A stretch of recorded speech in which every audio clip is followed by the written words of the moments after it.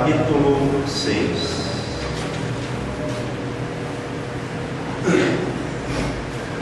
A partir do versículo 8.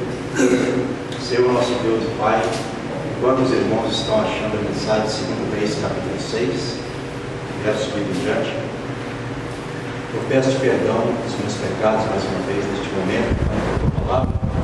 Meu Pai vai ser anunciado, que o Senhor possa estar usando-me conforme a tua vontade, para que a igreja continue sendo edificada por meio da pregação oficial da noite, em nome de Jesus, amém, e graças a Deus. Quem tiver achado, se pudesse colocar sobre os pés, 2 Reis, capítulo 6, versículo 8 em diante.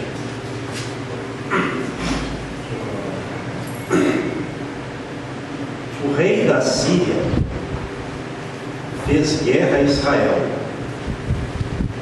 e, em conselho com os seus oficiais, disse: em tal e tal lugar estará o meu acampamento. Mas o homem de Deus mandou dizer ao rei de Israel: guarda-te de passares por ali ou por tal lugar, porque os sírios estão descendo para ali. O rei de Israel, verso 10, enviou tropas ao lugar de que o homem de Deus lhe falava e de que o tinha avisado, e assim se salvou, não uma nem duas vezes.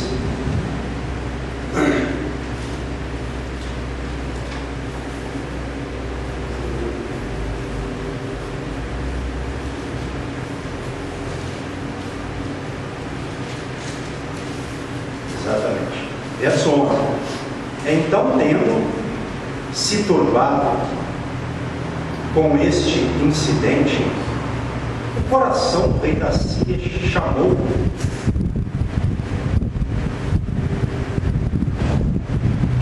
ele, os seus servos, e lhes disse: não me fareis saber quem dos nossos é pelo rei de Israel? Verso 12.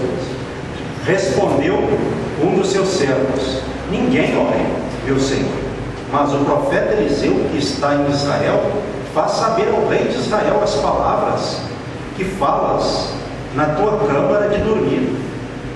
Ele disse: ide, vede onde ele está, para que eu mande prender. Foi-lhe dito: eis que está em Dotã.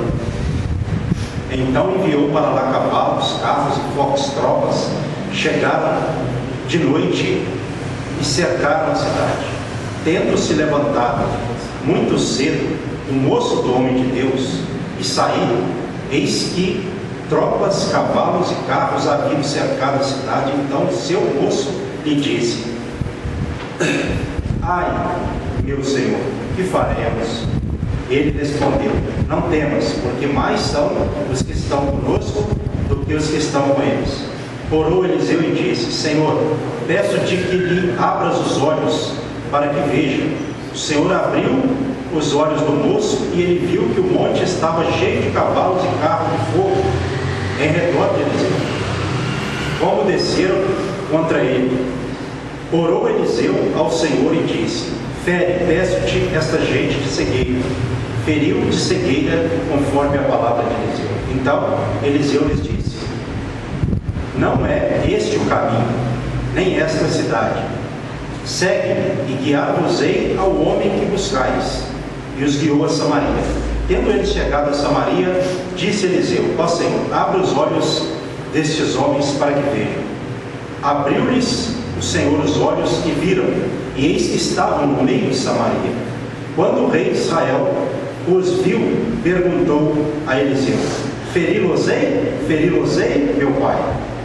Respondeu ele: não os ferirás. Fere aqueles que fizeres prisioneiros com a tua espada e o teu arco. Porém, a estes manda pôr-lhes diante pão e água, para que comam e bebam, e tornem a seu senhor. Ofereceu-lhes o rei grande banquete, e comeram e beberam. Despediu-os e foram para seu senhor. E da parte da Síria não houve mais investidas na terra de Israel. A igreja pode ser assim. trecho interessante. O rei da Síria, ele estava com certeza querendo atacar o povo de Israel, sem que o povo de Israel soubesse. Era estratégia, né? Militar, de guerra. Só que toda a armadilha, toda a estratégia armada pelo rei da Síria, o que acontecia? Eliseu avisava o rei de Israel. Como está aqui, ó, no versículo 9. Mas o homem de Deus mandou dizer ao rei de Israel: guarda-te de passares por tal lugar, porque os sírios estão descendo para ali. Então tudo que ele fazia para pegar Israel, toda a estratégia dele, Deus revelava ao profeta Eliseu, e o profeta Eliseu passava para o rei de Israel, e o rei da Síria não obtinha sucesso nas suas investidas contra Israel. Então o que eu acho interessante nesse trecho é que ninguém pode armar uma armadilha contra uma pessoa de Deus sem que Deus permita, no mínimo. Não estou falando que vai acontecer com a gente sempre, como aconteceu com o rei de Israel, que foi avisado por Eliseu. Não, cada caso é um caso. Nesse caso aqui, aprove a Deus fazer assim, foi da vontade de Deus, né? Para que o rei da Síria, ele, se a gente for ler a trajetória, né, e a gente observou aqui na leitura, para que esse propósito, para que o rei da Síria, com certeza, soubesse que havia Deus em Israel, e que não adiantaria tentar pegar Israel de surpresa, porque o problema do inimigo de Israel não era a força militar de Israel, não era o número dos israelitas, porque se fosse isso, eles perderiam, né, certamente, para muitos inimigos. O poder de Israel era o seu próprio Deus que o protegia dos inimigos. Isso nos chama a atenção. Em que sentido? O servo de Deus hoje, por exemplo.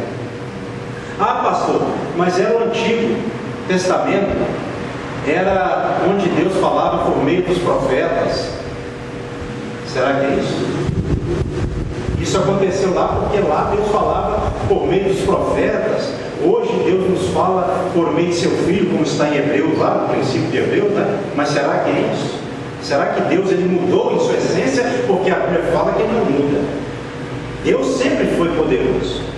Ele sempre usou o seu poder para proteger o seu povo e livrar o seu povo.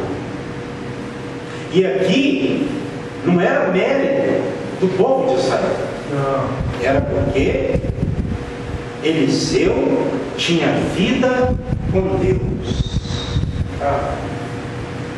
Então a pessoa, quando ela tem vida com Deus, não adianta o inimigo armar uma armadilha e pensar assim: eu quero ver como é que essa pessoa vai escapar dessa agora.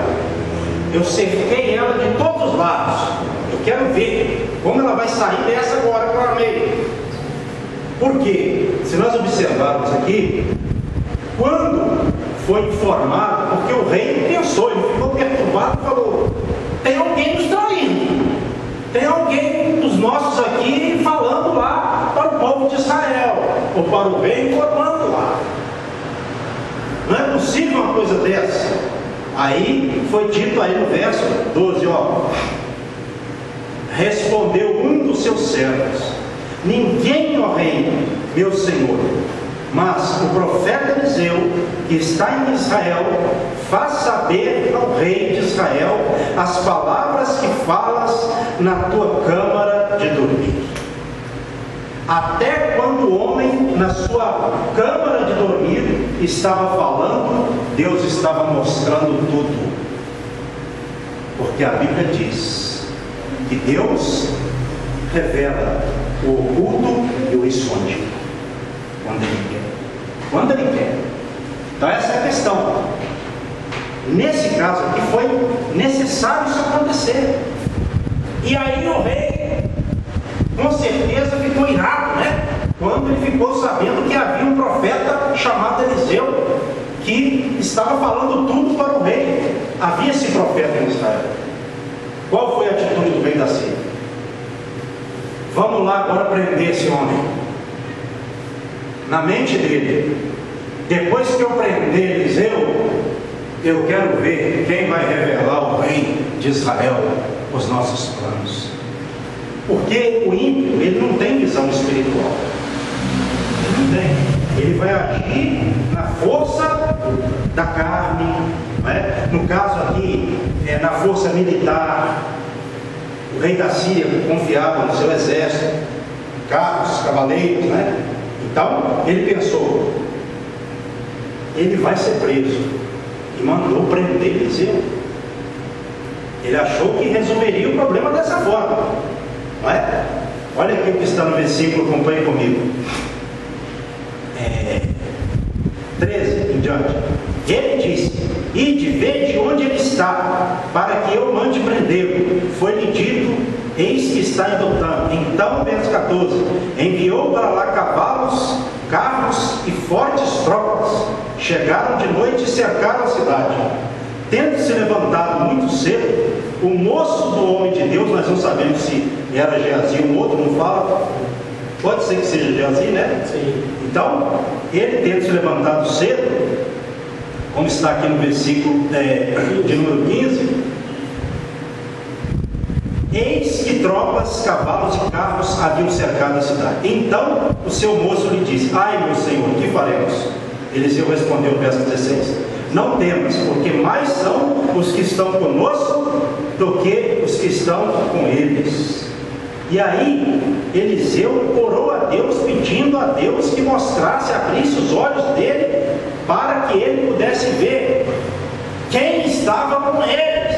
Porque Eliseu falou: não temas, porque mais são os que estão conosco do que os que estão com eles. Olha só que maravilha. Aí olha só, versículo ainda 17: o Senhor abriu os olhos do moço, e ele viu que o monte estava cheio de cavalos e carros de fogo em redor de Eliseu. Então, aqui a gente tem que trabalhar um pouquinho. O que acontece com a pessoa que está na obra de Deus e às vezes tem uma visão mais carnal, mais material, ou não consegue ver o espiritual? Quando ela vê a coisa ficando feia, ai meu Deus do céu, agora como é que nós vamos fazer? Nós estamos perdidos agora. Ô pastor, pelo amor de Deus! Não é desse jeito. Quando a coisa, né, parece que vai não ter mais jeito, a pessoa já logo está entregando os pontos. Que faremos agora? Nós não vamos aguentar essa não. Nós não vamos passar. Essa aí é maior do que nós. Então, às vezes, o pastor, trazendo os nossos dias, tem que fazer como Eliseu. Ó Senhor, abra os olhos dessa pessoa, para que ela veja o mundo espiritual e contemple a tua glória, o que o Senhor tem para nós. Aí Deus, como Eliseu orou de forma correta, Deus abriu os olhos dele, os olhos espirituais, e ele viu que estava ao redor de Eliseu cavalos e carros de fogo. O monte estava cheio de cavalos e carros de fogo em redor de Eliseu. Então, o homem de Deus não precisa temer. O Salmo lá, 34, fala o que no verso 7? O anjo do Senhor acampa-se ao redor dos que o temem e os livra. Se a pessoa teme a Deus, não pastor, isso aí é Antigo Testamento, não. Os anjos trabalham, a Bíblia fala no Novo Testamento, ao favor, isso, para aqueles que temem a Deus. Não que eles fazem tudo o que nós queremos, mas quando há necessidade de você orar, invocar um anjo de Deus, se você estiver na posição corretamente, Deus manda um anjo ali. Então a igreja precisa de entender o poder que tem também. Não é que você vai pedir a Deus para mandar anjo para qualquer situação que às vezes não há necessidade, não é isso não. Mas se houver necessidade, ore, Porque a Bíblia fala que existem anjos que trabalham para a proteção da igreja, para nos ajudar nas nossas necessidades. Então, ele contemplou a visão. Ele viu ali aquele monte, cheio de cavalos e carros de fogo em redor de Eliseu, do homem de Deus.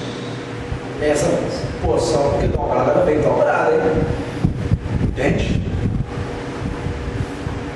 A questão da unção, lá foi para. Não, lá foi de Elias para Eliseu. Isso, aí então, foi dobrado. Exatamente. Peguei agora. Eu estava achando que era de Eliseu para Geazi, ou o suposto céu, né? Sim. Melhor dizendo. Então, o que acontece?